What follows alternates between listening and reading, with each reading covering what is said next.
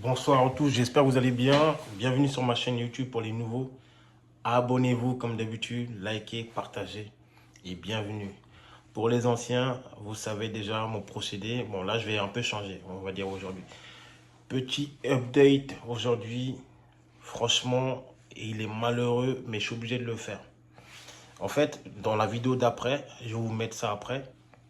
J'avais mis il y a 4 jours de cela à peu près, une vidéo où un mec racontait dans une interview comme quoi il est sorti pendant 1 an et demi avec une personne qui se faisait passer pour une femme mais qui est en réalité qui était un homme biologique, on va dire. Ok. Et donc je suis obligé de revenir sur cette vidéo là parce que malheureusement il y a du nouveau et c'est pas en bien. C'est pas en bien. Donc regardez, je mets pause, mettez pause, je mets la vidéo et je reviens. Ok. Vous apprenez que c'est un homme. C'est ça, grosse claque. Il y avait plusieurs éléments qui me laissaient penser que, donc, Lucie menait une double vie mystérieuse et pas très glorieuse. Alors je me rends chez ses parents, que j'avais déjà rencontrés. Et c'est là qu'il m'avoue, sans me le dire, mais en me le faisant comprendre, eh bien que Lucie est une femme transgenre. Ils vous l'ont dit cash comme ça? Pas exactement. Disons que ils ont parlé d'elle en mentionnant son dead name. Donc son prénom d'homme, son dead name, c'est Dorian. Lucie est leur fille, mais Dorian est leur fils. Je pense que n'importe qui aurait compris. Je n'ai pas voulu comprendre sur l'instant, mais quand je suis parti de leur maison, j'ai craqué. Et alors, quand vous le découvrez, qu'est-ce qui se passe en vous émotionnellement? Un énorme sentiment de trahison, forcément. 1 an et demi après avoir fréquenté cette personne en pensant que c'était une femme biologique, on se rend compte que finalement elle a un passé d'homme. Je l'aimais beaucoup, cette personne. Donc, comme vous avez vu dans l'interview que j'ai remis, en tout cas, ce mec-là est sorti pendant 1 an et demi avec une personne qui se faisait passer pour une femme, avec une transition totale, vous voyez. La personne a fait sa transition totale, donc le mec ne voyait que du feu, malheureusement. Et donc, il nous raconte dans l'histoire et tout, que c'est sa belle-mère qui lui a appris, malheureusement, la mauvaise nouvelle, vous voyez. Et j'avais dit dans ma vidéo, comme je vous ai dit, vous avez le temps d'aller le voir, d'aller la voir, excusez-moi. Je l'ai fait il y a 4 jours passés. Et il y a un passage où je disais, il aurait pu sauter la vie, ou il aurait pu intenter à la vie de la personne, ou il aurait pu devenir SDF. En tout cas, il aurait pu péter un plomb. Malheureusement, c'est ce qui s'est passé. C'était la première option. La première option, malheureusement, s'est passée. Ça veut dire qu'il s'est intenté à la vie. Il s'est ôté la vie.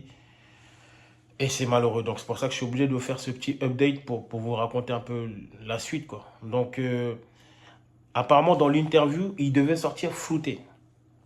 Déjà, ça, c'est une faute du petit média qui l'ont interrogé. Même si ils ont bien fait, entre guillemets, de l'avoir interrogé ou d'avoir montré ou médiatisé cette histoire-là. Comme ça, on est au courant de ça, même si ça arrive dans la vie de tous les jours, attention. Mais ils voulaient flouter à la base. Ils ne l'ont pas flouté. Il est sorti, visage découvert, comme vous l'avez vu. Mais j'ai envie de dire, entre guillemets, c'est bien qu'il n'ait pas flouté. Comme ça, on a le visage entre guillemets, un martyr de cette nouvelle génération, de cette nouvelle société qu'on veut nous imposer. Vous voyez? Donc, comme ça, c'est bien, entre guillemets, qu'on ait son visage. Comme ça, on va s'en rappeler. Parce que s'il était flouté, on n'allait pas s'en rappeler. Là, ce visage-là, normalement, on doit s'en rappeler. De où, jusqu'où cette société veut nous mener. Ça veut dire que il y a des gens qui souffrent dans la vie de tous les jours, qui travaillent, qui bossent pour juste une dent. On leur demande des 800 €, 600 € sans mutuelle, attention. Hein. Et c'est même pas remboursé. Moi, je suis pas contre les personnes qui veulent changer de sexe, etc. Ils font ce qu'ils veulent, tant qu'ils dérangent personne. Mais c'est le problème de l'État qui veut se mettre derrière eux ou qui les encourage et qui accepte ça en vrai. Ça coûte 100 000 € pour changer de sexe, pour tout refaire sur soi. 100 000 €. Et il y a des gens à côté qui souffrent. Demain, je vous dis, hein, demain, je décide de changer de sexe. Je prends 100 000 € à l'État, tranquille. Mais attention, hein, il y en a qui croient que c'est un jeu, mais on ne peut pas revenir en arrière souvent. Hein. On ne peut pas revenir en arrière. Donc, pour ceux qui s'amusent à vouloir faire ça et après ils regrettent, il faut être bien déjà dedans. Parce que ça part de là. On a beau dire ce qu'on veut, mais il faut ne pas être bien dans sa tête déjà pour vouloir faire une transition ou entamer une transition pour aller jusqu'au bout. Quoi qu'on en dise. Quoi qu'on en dise. C'est énorme. Donc le mec, il n'est plus là. Il n'est plus parmi nous. Il s'est ôté la vie. Donc vous avez vu les répercussions. Et donc ceux qui sont encore là à défendre ou à dire, oui, c'est son passé, il fait ce qu'il veut, s'il veut, il ne le dit pas. Ça va 2 secondes? Vous êtes des fous. C'est même pas, c'est une obligation de dire si tu étais un homme avant. Si une femme sort avec un homme soi-disant, et c'était une femme, elle doit le dire aussi. C'est la même chose. Si une femme veut sortir avec un homme, il a fait de la prison, elle se doit de lui demander pourquoi il a fait de la prison. Pour quel comportement, pour quel type de prison, pour combien de temps il a été en prison. Ça peut jouer plus tard sur leur relation. Surtout si elle est mère célibataire. Imaginez-vous qu'il est allé en prison pour attouchement ou agression. Vous lui demandez pas ça. Vous êtes là, vous le kiffez pour ses beaux yeux, etc. Et un de ces quatre, malheureusement, l'impensable se produit avec votre enfant. Et c'est la police, si ça va jusqu'au commissariat, c'est la police qui va vous dire, oui, mais madame, mais il était connu pour les mêmes faits. Vous allez faire quoi? Vous allez vous sentir bête. On ne vous demande pas de demander un casier judiciaire, mais demandez le passé, interrogez-vous.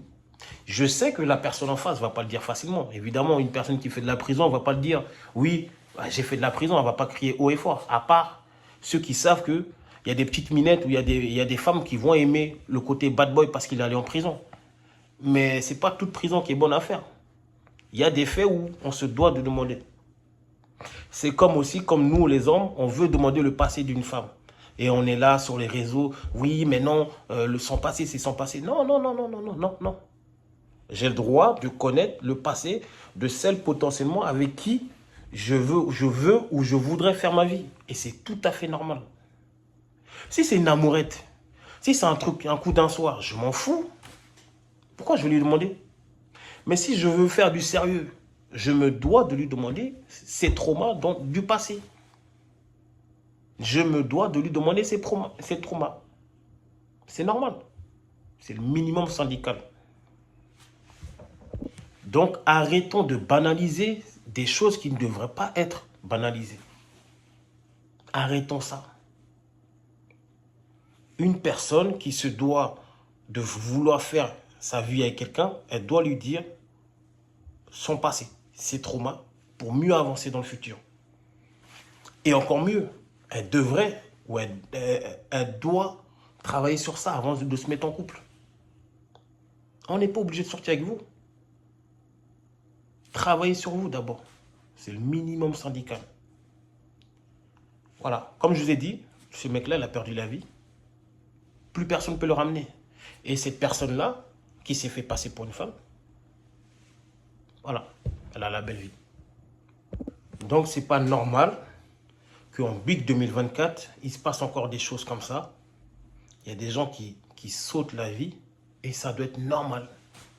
Et puis, d'autre part, pour finir, et ça m'énerve. C'est pour ça que j'avais déjà fait plusieurs vidéos où moi je disais clairement, le féminisme, en tout cas en France ou en Europe, ne sert plus. Il n'y a plus de cause.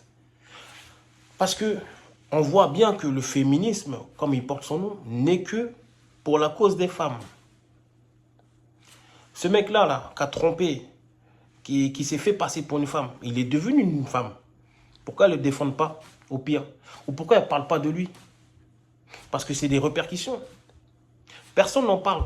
Pas de médias qui reprend ça. C'est tout à fait normal. Et il y a des femmes dans cette vidéo-là, ou dans les commentaires, excusez-moi, qui viennent dire, ah, mais c'est entre vous. C'est un homme, donc c'est entre vous. C'est ça votre cause. C'est ça votre cause. Comme ce n'est pas une femme, on s'en fout. Et même si c'était une femme, vous l'aurez défendu. Oui, mais c'est peut-être sa faute. Peut-être qu'il l'a trompé. Donc la femme, la personne était escorte, hein, escorte. Elle trompait le mec là qui s'est ôté la vie tous les jours. Et en plus de ça, elle a fait une transition. Ah, le pseudo-féminisme, qu'est-ce que ça peut m'énerver, cette cause pour moi qui ne sert plus à rien en France. Oh là là, je vais m'arrêter là parce que franchement, je peux faire 20 minutes comme ça et ça sert à rien. Ça sert à rien. Parce que le gars, il est déjà parti, rempli de peine, chagrin d'amour. Il était confus. Et moi, je me demande qu'est-ce qui va en être de cette personne-là qui s'est fait passer pour une femme,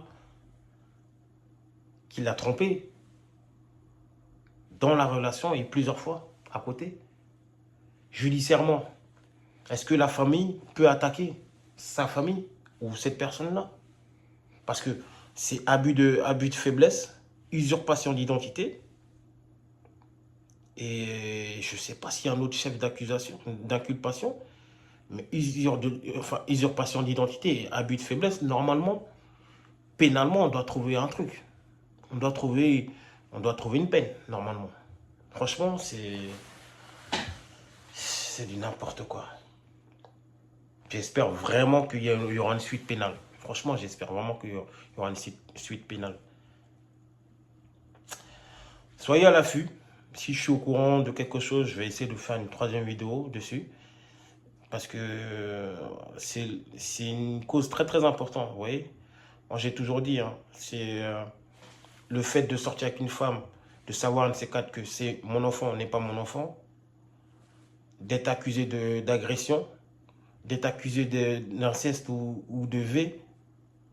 Et ça, en fait, le 4e, en fait, sortir avec une personne que tu crois que c'est la bonne personne, mais finalement c'était un homme.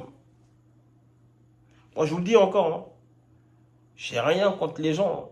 Moi, j'ai toujours dit, restez dans votre coin, vous ne m'embêtez pas, je ne vous embête pas. Mais arrêtez de vouloir imposer ça à tout le monde. C'est juste ça que moi je dis. Arrêtez de vouloir imposer ça à tout le monde. C'est tout. On a le droit, en tant qu'humain, vous êtes des humains, on a le droit de vouloir rester dans notre coin ou ne pas suivre la mouvance. Arrêtez de vouloir imposer ça à tout le monde. Enfin bref, merci d'être là, merci d'avoir écouté, likez, partagez et soyez indulgents en commentaire quand même, mais likez, commentez et c'est le plus important. Et faites attention à vous, faites attention à vous.